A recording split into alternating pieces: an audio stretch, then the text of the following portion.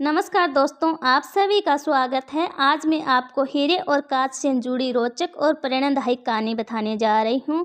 आप ध्यान से सुनना, इसमें आप ही के लिए एक सीख छिपी हुई है। तो चलिए अब आपका ज़्यादा वक्त ना लेते हुए कहानी को शुरू करते हैं।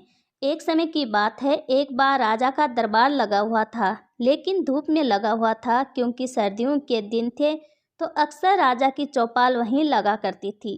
राजा लोगों की अपील सुन रहा था और सब कुछ ठीक ठाक चल रहा था, लेकिन भीड़ में से एक आदमी खड़ा होता है और वह बोलता है कि उसको राजा से मिलना है। उसके पास दो हीरे हैं और उनमें से एक असली है और दूसरा नकली है, तो मैं राजा से पूछना चाहता हूँ। अब उसकी इस बात को राजा के पास पहुँचाया गया और राजा ने उनको चौपाल में आने की आज्ञा दे दी। राजा ने उसको अनुमति दी कि बताओ तुम क्या चाहते हो। उसने कहा, मेरे पास दो हीरे हैं, एक असली है और एक नकली है, लेकिन आज दिन तक कोई इनकी परख नहीं कर पाया। अगर आप मुझे बता देते हैं कि कौन सा हीरा असली है और कौन सा नकली है, तो इस हीरे को मैं आपके खजाने को दान कर दूंगा। लेकिन अगर आप नहीं बता पाए तो आपको इस हीरे की कीमत मुझे चुकानी होगी। राजा ने यह स्वीकार किया और यह प्रक्रिया शुरू हुई।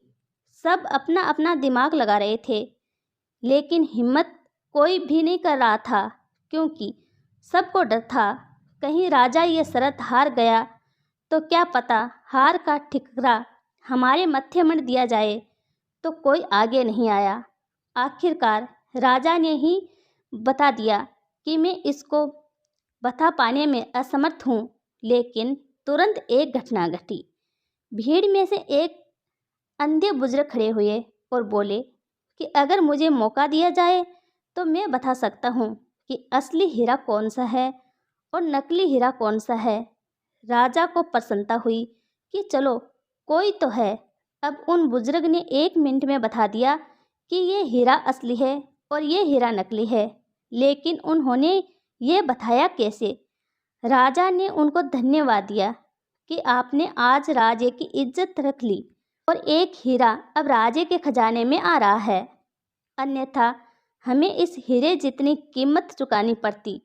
हीरे को महल में ले जाने को तैयार हुए, लेकिन उससे पहले राजा ने उन बुजुर्ग से निवेदन किया और पूछा कि आप ये बताइए कि आपने इस हीरे को पहचाना कैसे, जबकि आप तो देख पाने में भी सक्षम नहीं है।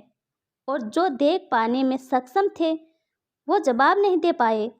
अब बुजुर्ग की बात ध्यान से सुनो। उन्होंने कहा कि यह पता लगाना आसान था, क्योंकि जो असली हीरा था वो ठंडा था और नकली हीरा गर्म था।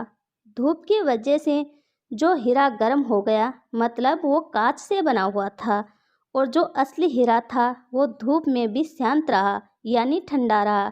यही तो खासियत है हीरे की। दोस्तों, हम भी तो कभी कभी इतने गर्म हो जाते हैं कि हमारे रिश्ते खराब हो जाते हैं, लेकिन हमें हीरे जैसा स्वभाव रखना चाहिए। परिस्थितियाँ चाहे कैसी भी हो, अगर हम ठंडे रहेंगे तो इसे हमारा ही फायदा है। कुल मिला के बात यही है, हीरा बनिए, कांच नहीं।